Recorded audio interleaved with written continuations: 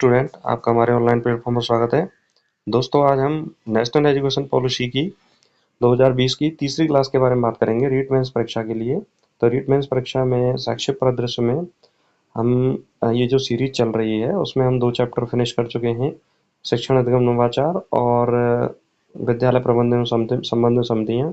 तो उनकी क्लास को भी देखना। और नेशनल एजुकेशन पॉलिसी की ये तीसरी क्लास है। ये 2 क्लास इससे पहले हम ले चुके हैं, तो उन क्लासेस को भी आप ज़रूर देखिए। तो चलिए हम शुरुआत करते हैं। नेशनल एजुकेशन पॉलिसी 2020 की तीसरी क्लास है। पहले क्वेश्चन के बारे में बात करते हैं। नेशनल एजुकेशन पॉलिसी 2020 के अंतर्गत किस कक्षा से कोडिंग शिक्षा शुरू करने की सिफारिश की गई है? यानी कौन सी क्लास से कोडिंग शिक्षा को शुरू करने की सिफारिश की गई है? तीसरी क्लास, छठवीं, आठवीं और नौवीं। तो इसका राइट आंसर है बी, छठवीं क्लास से कोडिंग शिक्षा शुरू करने की सिफारिश की गई है। अगला हम बात करते हैं राजस्थान में उच्च शिक्षा सुधार हेतु RSHEC का गठन कब हुआ? तो देखिए, RSHEC का फुल फॉर्म क्या है? Rajasthan state higher education council. 2015 में, 2016 में, 2017 में, 2018 में।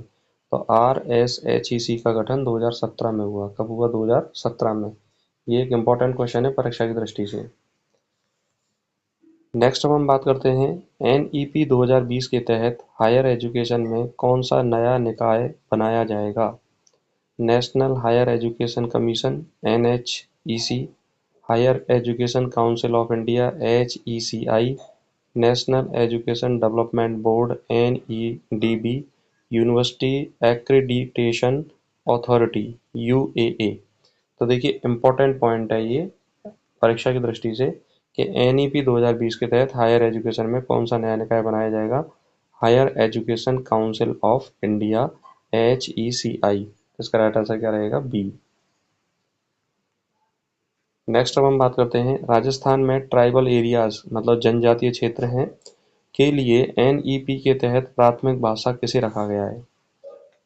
यानी जनजातीय क्षेत्रों की प्राथमिक भाषा नेशनल एजुकेशन पॉलिसी में किसे रखा गया है?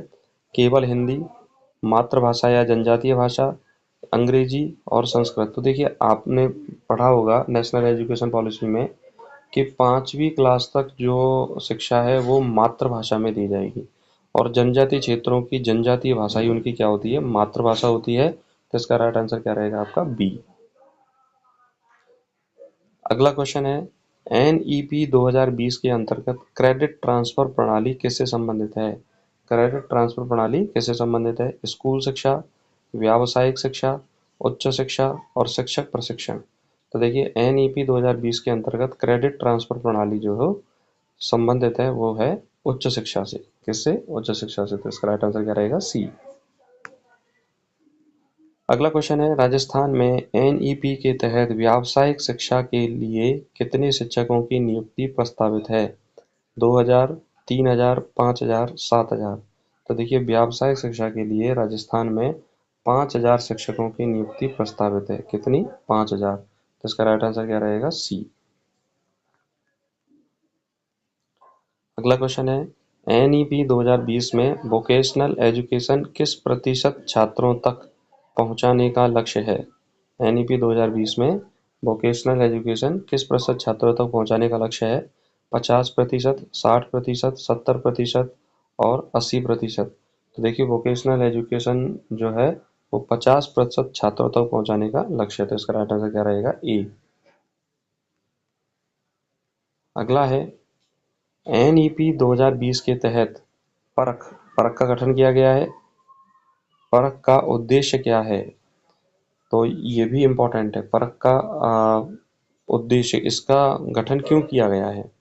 डिजिटल शिक्षा, मूल्यांकन सुधार, शिक्षक भर्ती, उच्च शिक्षा सुधार।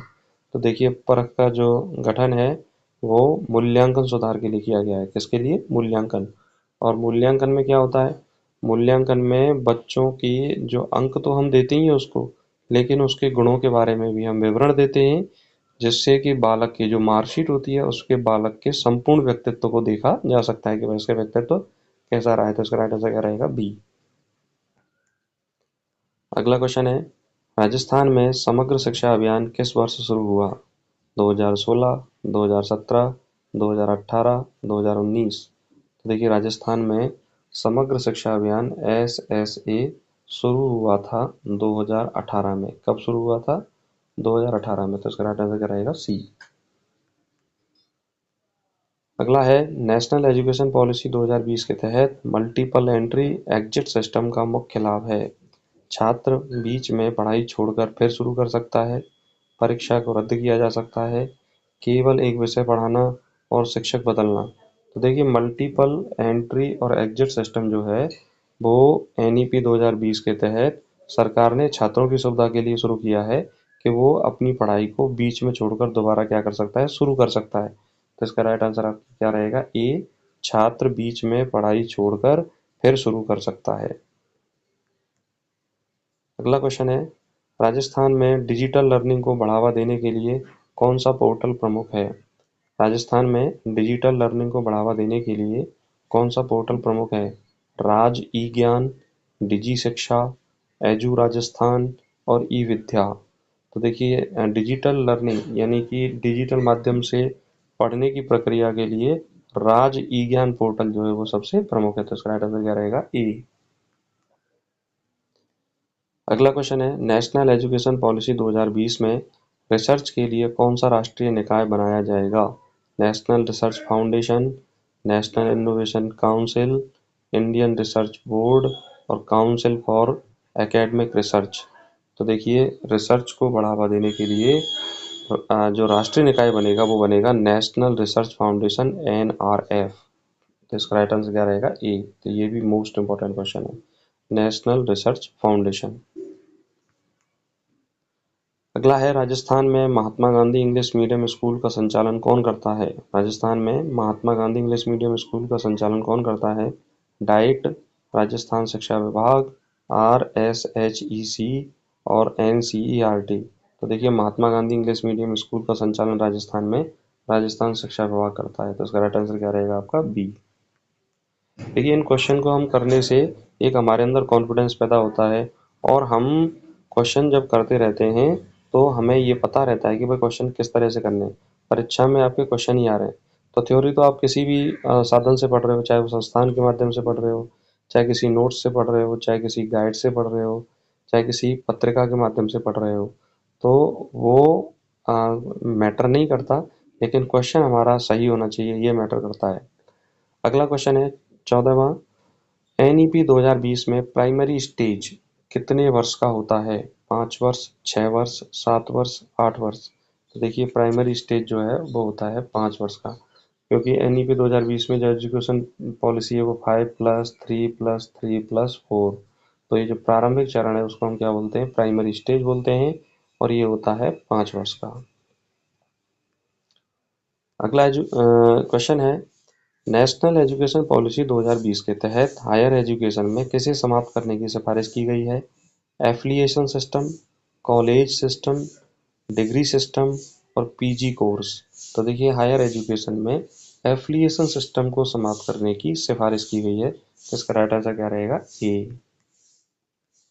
अगला है राजस्थान में बालिका शिक्षा हेतु नेशनल एजुकेशन पॉलिसी के तहत कौन सा मिशन चल रहा है? बेटी बचाओ बेटी पढ़ाओ, उड़ान, राजश्री योजना, कस्तूरबा गांधी बालिका विद्यालय। तो देखिए राजस्थान में बालिका शिक्षा के बढ़ावे के लिए नेशनल एजुकेशन पॉलिसी के तहत कस्तूरबा गांधी बालिका विद्यालय मिशन चल रहा है। तो इसका राइट आंसर क्या रहेगा? डी। अगला क्वेश्चन है NEP 2020 के अनुसार शिक्षक विद्यार्थी अनुपात का आदर्श मानक क्या है? कि भाई शिक्षक विद्यार्थी अनुपात कितना होना चाहिए?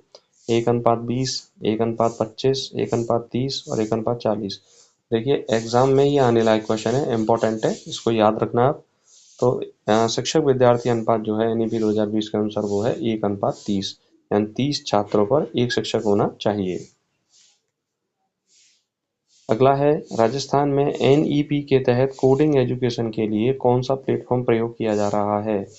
Option 1 code India, option 2 scratch and python tools, option C digital Rajasthan app और option D Raj coding portal. तो देखिए कोडिंग और एजुकेशन के लिए स्क्रैच एंड पाइथन टूल्स का प्रयोग किया जा रहा है। तो इसका राइट आंसर क्या रहेगा? बी। नेक्स्ट है NEP 2020 में कॉम्पिटेंसी बेस्ड असेसमेंट का मुख्य उद्देश्य क्या है? याददाश्त मापना, सोचने समझने और समस्या समाधान क्षमता मापना, रटंत पद्धति को बढ़ावा और केवल अंक बढ़ाना। एनईपी 2020 में कॉम्पिटेंसी बेस्ड असेसमेंट का मुख्य उद्देश्य है सोचने समझने और समस्या समाधान की क्षमता को मापना है। तो इसका राइट आंसर क्या रहेगा? बी। अगला क्वेश्चन है, एनईपी 2020 में शिक्षा का अंतिम उद्देश्य क्या है? शिक्षा का यानी कि नेशनल एजुकेशन पॉलिसी कहती है कि शिक्षा क्या करती है, इसका अंतिम उद्देश्य क्या है, शिक्षा की क्या परिभाषा देती है।